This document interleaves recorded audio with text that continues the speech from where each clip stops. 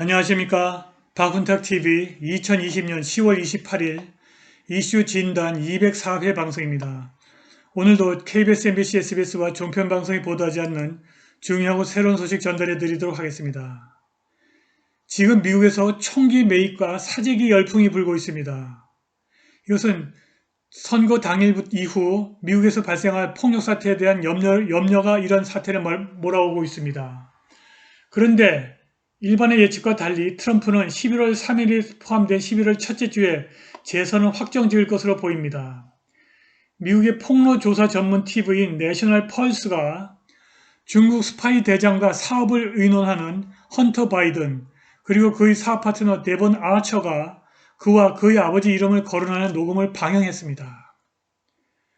바이든은 이제 끝났고 11월 첫째 주에 트럼프가 재선을 확정할 수 있을 것으로 보입니다.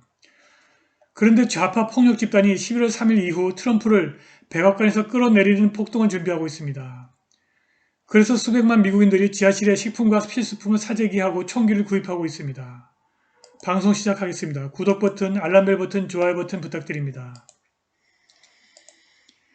내셔널 펄스라고 하는 미국 TV 매체가 단독으로 중국 스파이 대장과 사업을 의논하는 헌터 바이든 그리고 그의 사업 파트너 데본 아처가 그와 그의 아버지 이름을 거론하는 녹음을 반영했고 이것이 뉴욕 남부지검의 증거로 제출되었습니다.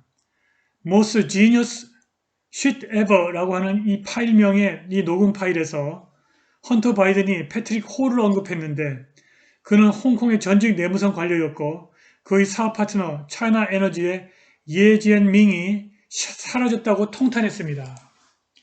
이 녹음 파일은 헌터 바이든의 중국 커넥션을 폭로한 하드드라이브가 조작되었고 헌터가 중국 공산당과 거래를 했다는 범죄 조사가 부당하다고 주장하는 주류 언론 매체의 주장을 완전히 뒤집어버리는 것입니다.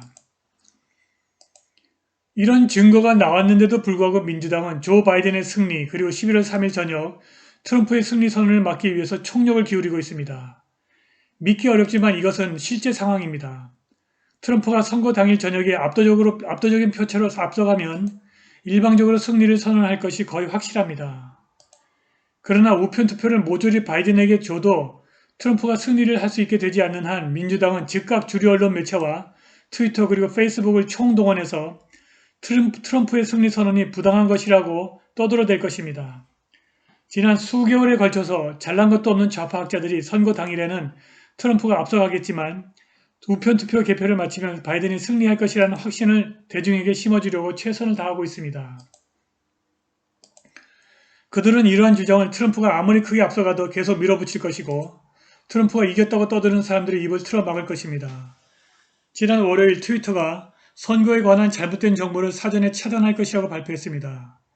특히 트위터는 완전한 선거 결과 전달이 지연될 것이라는 경고를 할 것이고 우편 투표에 관한 잘못된 정보가 있다고 주장할지도 모릅니다. 지난 월요일 트위터가 그것의 사용자들에게 11월 3일 미국 대선에 관한 증명되지 않은 주장과 잠재적 오정보에 관한 주의를 당부하는 사전 조치를 취했습니다.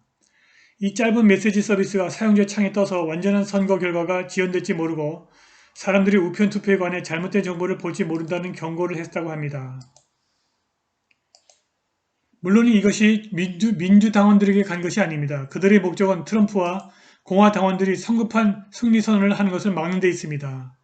그리고 트위터는 권위적으로 선언될 때까지 승리 선언은 트위터에서 배제될 것이라고 말했습니다.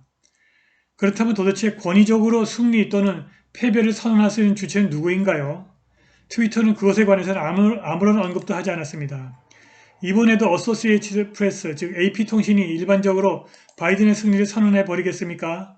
2000년 대선에서 어소시에이티드 프레스가 플로리다에서는 엘 고어가 승리를 했다고 매우 일찍 선언했는데 만일 그때 조지 W 부시가 이 선언을 문제 삼지 않았더라면 그가 절대로 미국 대통령이 되지는 못했을 것입니다. AP통신이 이러한 전력을 알기 때문에 민주당은 트럼프가 실제 개표 상황에서 앞서도 개표되지 않은 우편투표에 관한 가정에 기초해서 일부 주에서 바이든 승리를 선언할지도 모릅니다. 모든 주에서 다른 후보가 따라잡을 수 없을 정도로 득표 차이가 벌어지기 전에는 트럼프가 승리 선언을 하지 말라고 민주당이 주장하고 있습니다. 다른 소셜미디어 업체들도 선거 결과 혼전 상황에 대비하고 있습니다. 페이스북이 위험한 나라에서 사용하려고 예비해둔 비상조치들을 사용할 준비를 하고 있다고 발표했습니다. 그들은 어떠한 성급한 승리 선언도 허용하지 않을 것입니다. 그런데 페이스북도 트위터와 마찬가지로 친민주당 성향이고 바이든의 일방적인 승리를 묵인할 가능성을 배제할 수 없습니다.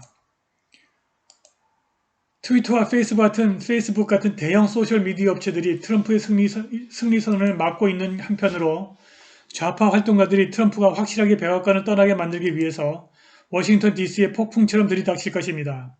셧다운 DC와 그들의 동료들의 웹사이트에 따르면 시위대 지도자들이 11월 3일 대선 이후 트럼프가 백악관을 떠나게 만들기 위해서 조직적인 노력을 하고 있습니다.